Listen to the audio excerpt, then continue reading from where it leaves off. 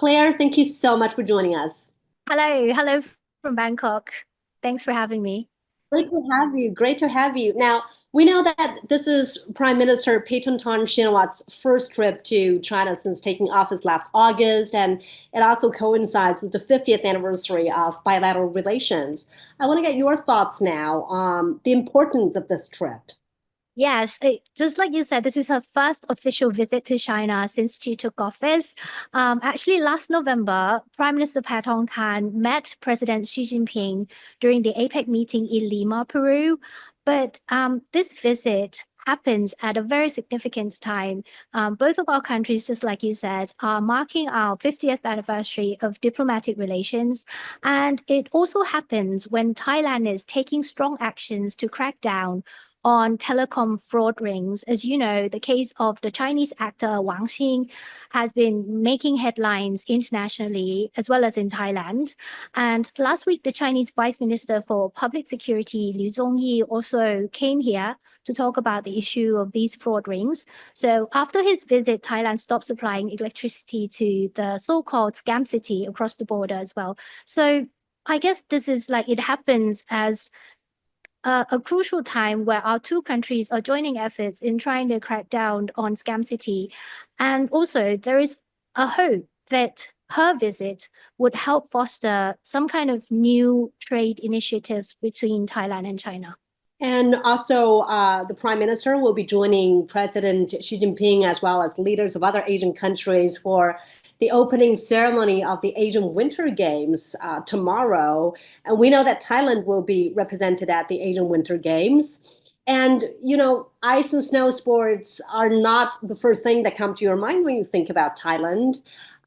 What are your expectations for Team Thailand? Okay, a total of 130 Thai athletes will be at the games, and they are competing in four sports.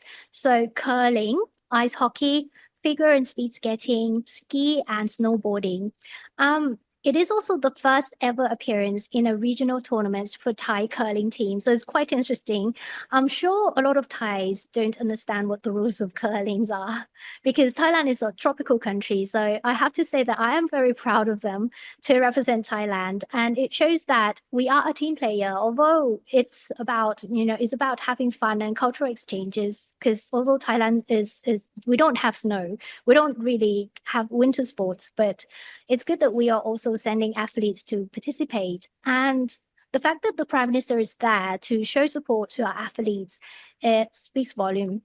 You mentioned that having fun is so important, and sports events have always been an important occasion to promote exchanges. How do you think this event in Harbin can boost communications between different countries in Asia?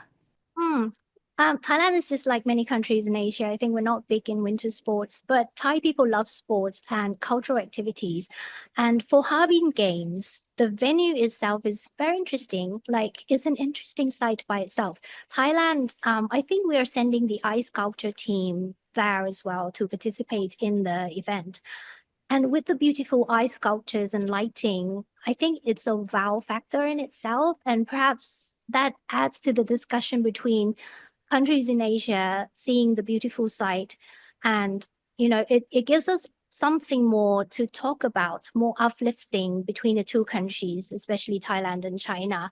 Because remember back in January, I mentioned the case of Wang Xing was a big issue. And then I got on Weibo and Xiaohongshu to see what the Chinese netizens are talking about Thailand. And there are also many discussions about how Thailand's not safe as a destination. Meanwhile, when we talk about Chinese business here, many Thais think of them as we call here gray Chinese businesses, which refers to half legitimate business run by Chinese in Thailand. And with this, I like to quote the Chinese ambassador to Thailand, Mr. Han Zixiang. He said last year that although these things exist, it doesn't really represent the whole of China or Thailand, right? Because Thailand has 77 provinces and not all of them are dangerous. And the same goes with China, because China has 1.4 billion people and not all of them are those who have issues here.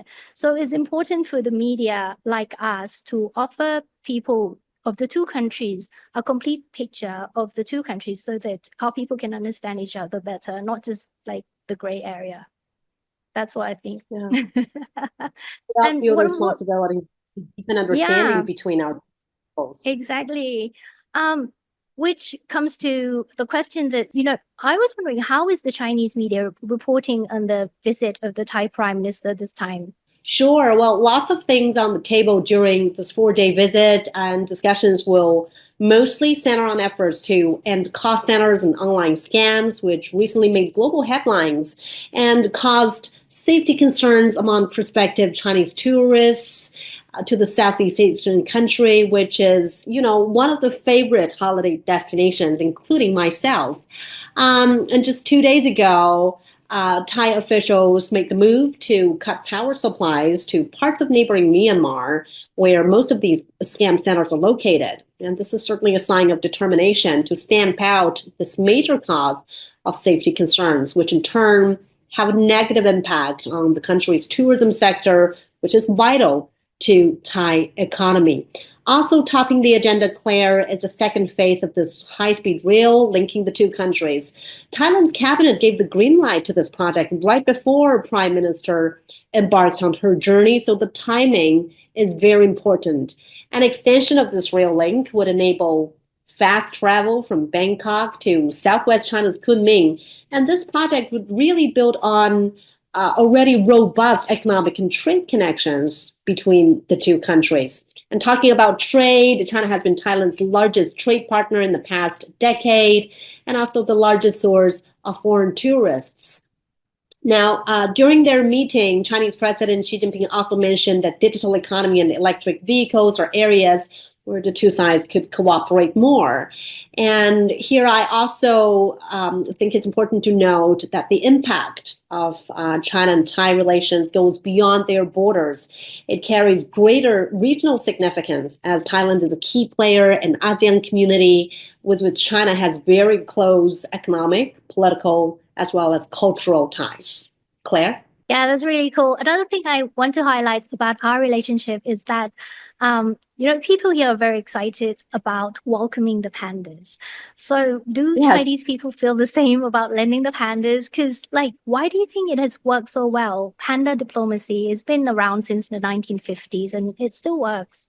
Well, you know what, Claire? These adorable bamboo munching bears have a huge fan base here in China. Fans could easily recognize who's who just from the panda's facial features, which to me is just unthinkable. Now, of course, people are excited to follow the movement of these bears to their new homes, and they're happy to find out about the serious preparation officials in Thailand have been working on to welcome the new pair. And many recall the last Thai experience the pandas had in 2003, that was more than 20 years ago. Chuang and Lin Hui were hosted at Chiang Mai Zoo. Well, since you mentioned the success of the panda diplomacy, I want to mention that it really has a long history that dates as far as the Tang Dynasty, which was some 1400 years ago. And it's been a gesture of goodwill towards partner countries since the founding of the People's Republic of China. Giant pandas have made their way to the Americas, Europe, and some other countries in Asia, to Australia too. And they're seen as a signal that promises good relations, friendliness, and deeper understanding. But sometimes they are recalled when things go wrong. So why is it so successful? Because number one, irresistible cuteness, apparently. Who would say no to such adorable creatures, right? And number two, rarity.